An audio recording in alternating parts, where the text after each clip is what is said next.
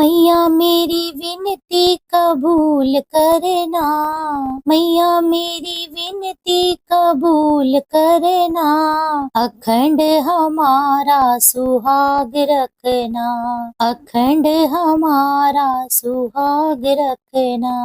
जय श्री कृष्णा। आप सभी बहनों को करवा चौथ की हार्दिक ढेरों शुभकामनाएं। करवा माता की कृपा से आप सभी माताओं और बहनों के सुहाग की रक्षा हो, सबका सौभाग्य अखंड बना रहे।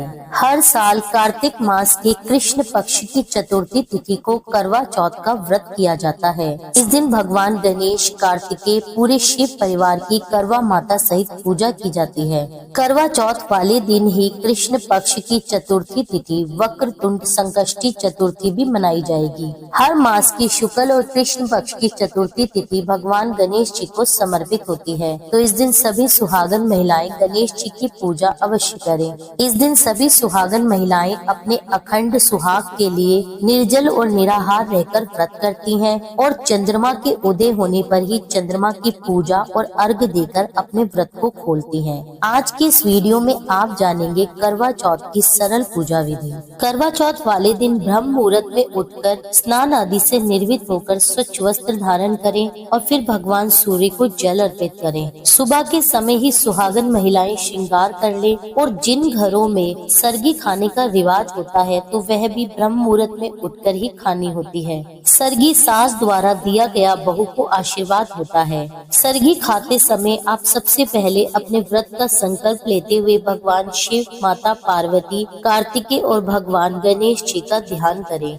आप उस स्थान पर जहाँ पर आपको पूजा करनी है साफ स्वच्छ करके एक लकड़ी की चौकी लगा लें। लकड़ी की चौकी पर आप कोई भी चटक रंग का वस्त्र बिछा लें, जैसे लाल, पीला, गुलाबी। यह रंग पूजा में शुभ माने जाते हैं। अब आप चौकी पर करवा माता की फोटो या कैलेंडर जो भी आपको मिल जाए तो स्थापित करें और उन्हें लाल चुनरी उड़ा दें। और चौकी पर ही आप पूरे शिव परिवार की फोटो या मूर्ति स्थापित कर सकते हैं यदि आपके पास है, क्योंकि इस दिन भगवान शिव और माता पार्वती का पूरे शिव परिवार सहित पूजन किया जाता है। अब आप एक मिट्टी का करवा ले लें, उसमें जल भर लें और उसके मुख पर मोली बांध लें और रोली से करवे पर तिलक कर लें। अगर आपके यहाँ 2 करवे लेते हैं तो दूसरे करवे में आप मिठाई, चावल, चिड़वा, कोई भी खाने की चीज रख लें। करवे के अंदर जो छेद होता है उसमें आप दुर्वा व कुशा घास की सीख लें, नहीं तो उसे आप ऐसे भी रख सकते हैं। आप करवे पर स्वास्तिक जरूर बना लें। करवे को ढक्कन से ढक दिया जाता है, तो आप ढक्कन के ऊपर ड्राई फ्रूट्स, फल, मिठाई कुछ भी रख सकते हैं। यदि आप उसको खाली नहीं रखना चाहते, आप एक गिलास में गेहूं ले लीजिए, उसमें कुछ पैसे दक्षिणा के रूप में रख दीजिए और उसे भी पूजा स्थल पर रख दीजिए। इसे भी हमें दान देना होता है, क्योंकि कार्तिक माह में दान पुण्य करना बहुत शुभ माना जाता है। अब आप अक्षत पर जोत रख लें,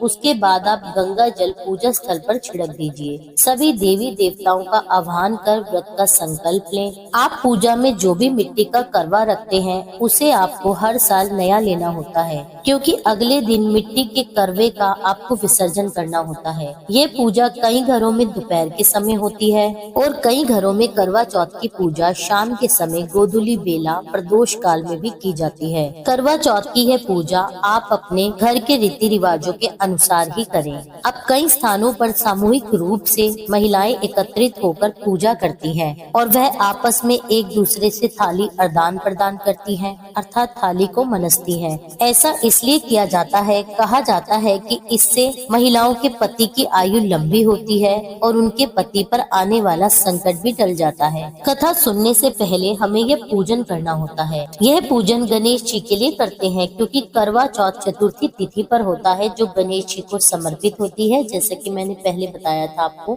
अब आप गणेश जी को दुर्वा घास व पुष्प अर्पित करें। गणेश जी की पूजा के बाद करवा माता की पूजा की जाती है। करवा माता की जो तस्वीर आप लाए थे उसमें सभी सुहागन स्त्रियों सूरज चांद को टीका करें, रोली अर्पित करें और जल का छींटा दें। इस दिन पूरे शिव परिवार की भी पूजा करें। माँ को श्रृंगार की सामग्री अर्पित करें। यह आप अपनी सामर्थ्य के अनुसार 5, 7, 11 श्रृंगार ले सकते हैं, जिसमें बिंदी, सिंदूर, चूड़ी, बिछुए आदि होते हैं और 4 प्रकार की मिठाई का भोग भी लगाइए। फिर आप एक कलश कथा सुनने के लिए भरें। इस पर रोली की 13 टिक्की लगाएं और कलश के मुख पर मोली बांध लें। अगर आप कथा दोपहर में सुनने जाएं तो आप सूर्य भगवान को अर्घ दें। अगर आप ये कथा शाम के समय सुनने जाएंगे तो आप बाद में चंद्रमा को अर्घ देंगे। हाथ में गेहूं के 13 दाने लेकर कथा सुननी या कहनी है। कथा सुनने के बाद करवे पर हाथ घुमाकर अपनी सासू जी के पैर छूकर आशीर्वाद लें। इन गेहूं के दानों को आप अपने पल्लू में बांध लें और रात को चंद्रमा को इन्हीं से अर्घ देना होता है।